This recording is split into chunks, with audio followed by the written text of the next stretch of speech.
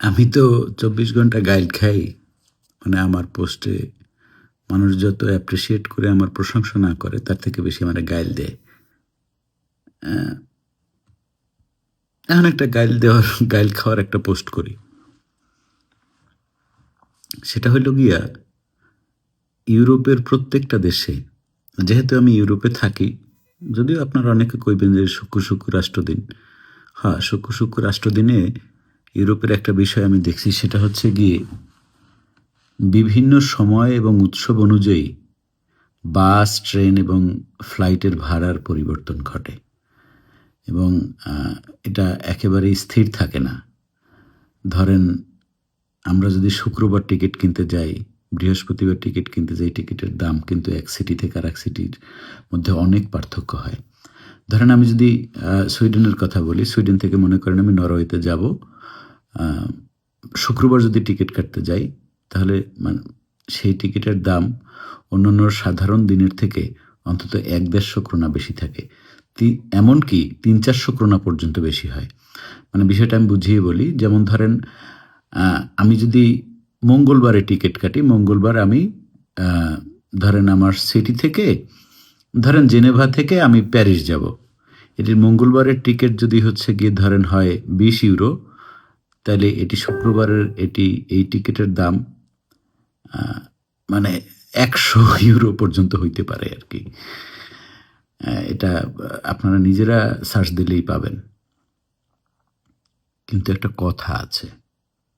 কথাটা হলো গিয়া, আমি যখন বাস কিংবা ট্রেনের টিকিট কাটি, আমি শতভাগ মোটামুটি নিশ্চিত থাকি যে আমি এই যে অতিরিক্ত টাকা দিয়ে আমি টিকিট কাটছি, এর জন্য আমাকে কোনো ধরনের ভোগান্তি পোহাতে হবে না, আমাকে দাঁড়িয়ে যেতে হবে না এবং আমাকে মরতেও হবে না।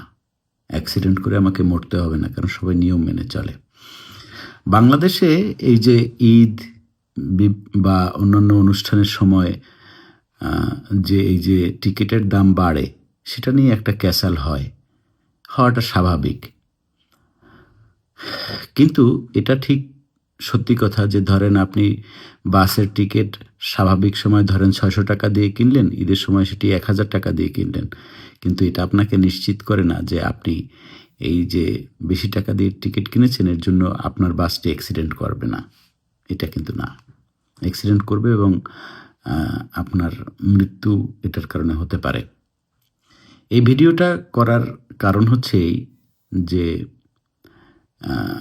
বাংলাদেশের যে পরিবহন ব্যবস্থা আছে, সেই পরিবহন ব্যবস্থা যেন সুন্দর হয়, এটাই হচ্ছে গিয়ে ব্যাপার। এবং কাউকে যেন দাঁড়িয়ে যেতে না হয়, কারোর যেন জীবন হাতে নিয়ে যাতায়াত করতে না হয়। এবং আমি আপনাদেরকে আগেও বলেছি, এখনও বলছি, সেটি হচ্ছে একই পরিবারের সকল সদস্য, অত্যন্ত দুর্ঘটনাপ্রবণ সড়ক দুর্ঘটনাপ্রবণ বাংলাদেশে আপনারা একই পরিবহনে পরিবারের সকলকে নিয়ে ভ্রমণ করবেন না। পরিবারের কাউকে না কাউকে বাঁচিয়ে রাখুন। বাংলাদেশে ভাড়া কম নিক বা বেশি নিক, তার থেকে বড় কথা হচ্ছে গিয়ে আমাদের দেশে নানা রকমের অসুবিধা আছে। ড্রাইভার কম, এক ড্রাইভার বিভিন্ন শিফটে ডিউটি করে, অনেক অনেক ব্যাপার আছে। তো আপনাদের কাছে অনুরোধ যেটা, সেটি হচ্ছে সামনে ঈদ, আপনারা কোনোভাবেই এক গাড়িতে পরিবারের সকলে মিলে ভ্রমণ করবেন না। ভালো থাকবেন, সুস্থ থাকবেন, নিজে ভালো থাকবেন, অন্যকে ভালো রাখবেন। শুভরাত্রি।